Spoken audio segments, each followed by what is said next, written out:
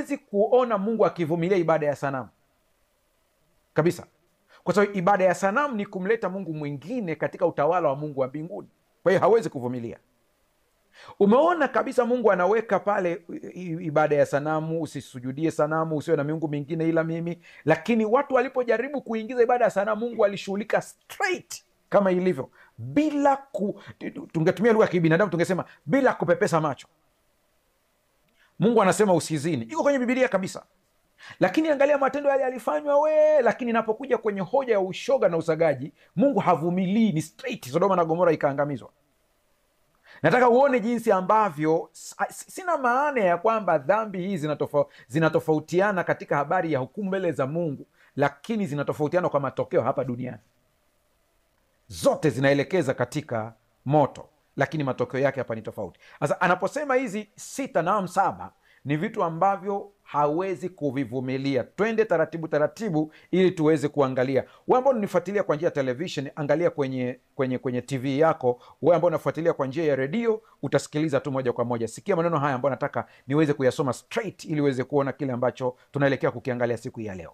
Mungu anapotoa orodha ya tabia ambazo anazichukia, lengo lake sio kutisha watu, bali kuwapa ufahamu wa kina kuhusu tabia ambazo huanza katika hali ya kimya ndani ya moyo, kisha zinajengwa taratibu bila kutambuliwa, na baada ya muda zinavuruga mfumo mzima wa maisha, zinapunguza uwezo wa roho ya kumtii Mungu, zinaharibu mwelekeo wa kiroho, na zinaleta athari za muda mrefu katika familia, ndoa, huduma, jamii na hatima za kizazi kijacho, kwa sababu dhambi hizi hazitokei kwa ghafla, bali hutengenezwa ndani kama sumu inayopatikana katika kiasi kidogo, lakini baada ya muda huenea na kuharibu mwili wote wa tabia ya ndani ya mtu.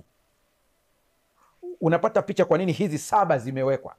Ni kwa sababu zinaanza kama kasumu kadogo, taratibu, lakini kwa kadri zinavyoendelea zinaleta madhara makubwa, sio kwa mtendaji tu, zinaleta madhara kwa jamii, zinaleta madhara kwa familia, zinaleta madhara hata kwa watu pale kanisani, zinaleta madhara kwa watu katika ujumla wake. Mungu atusaidie sana. Sikiliza hii sentensi ambayo natamani pia niweze kuisoma na uweze kuipata vizuri. Hata hivyo, tunapochunguza kwa undani, tunagundua kwamba dhambi hazina matokeo sawa katika dunia hii, kwa sababu dhambi nyingi huathiri mtu mmoja tu. Dhambi nyingine huathiri familia nzima. Dhambi nyingine huleta migogoro ya kikabila. Dhambi nyingine huangusha makanisa, na dhambi nyingine huleta machozi ya muda mrefu kwa watu ambao hawajafanya kosa lolote, innocent. Hapa haya yote kupitia mwandishi huyu, makundi haya ni kwamba matatizo yake au madhara yake ni makubwa, ni yanaweza kuleta matokeo makubwa. Mwanzoni wakati naanza kuelezea somo hili, niligusia moja hapo ya amri ya Mungu anaposema kwamba usijifanyie sanamu ya kuchonga, na nikwambieni kwamba katika hoja ya ibada ya sanamu Mungu anaishughulikia straight bila kuchelewa. Na sasa ukilinganisha na hiki ambacho nimekisema hapa ya kwamba dhambi nyingine zinaleta madhara ambayo yanaweza kupiga jamii nzima, familia au kanisa kwa ujumla. Kuna baadhi ya makanisa yamekufa, kuna huduma zimekufa kwa sababu hawakuelewa hiki ambacho tunakisema hapa. Sasa tutolee mfano ile dhambi ya ibada ya sanamu. Ukiangalia dhambi ya ibada ya sanamu kwenye kitabu cha Kutoka sura ya 20, anapotaja zile amri 10 pale, amesema kwamba na wapatiliza wana maovu ya baba zao hata kizazi cha 3 na cha 4 chao wanichukiao, nami na warehema 1000 wanipendao na kuzishika amri zangu. Wanaosoma ile andiko bila kuelewa lugha ya Kiebrania iliyotumika pale vizuri na wazo la Waebrania wanapoongelea, unaweza ukaona kama vile Mungu ni katili, lakini sio.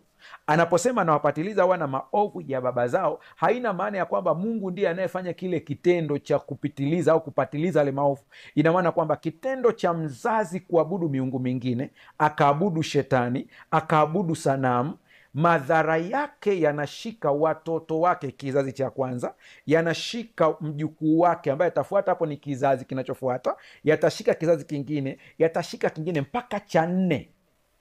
Wale wote ambao wataendekeza kile kitu, akitokea mmoja ambaye atasema mimi nachana na hii, yeye ataingia kwenye upande wa rehema. Kwa hiyo unaona jinsi ambavyo ibada ya sanamu, kuabudu mizimu na miungu mingine, inavyoleta madhara mpaka kwa watu ambao hawakufanya dhambi kama ile, yaani vitukuu vinafuata baadaye. mpaka asimame mmoja akatae, aseme sisi tunamgeukia Mungu wa kweli, ndipo ile chain, ule mnyororo unakatwa. Mungu atusaidie sana tuweze kuelewa hili.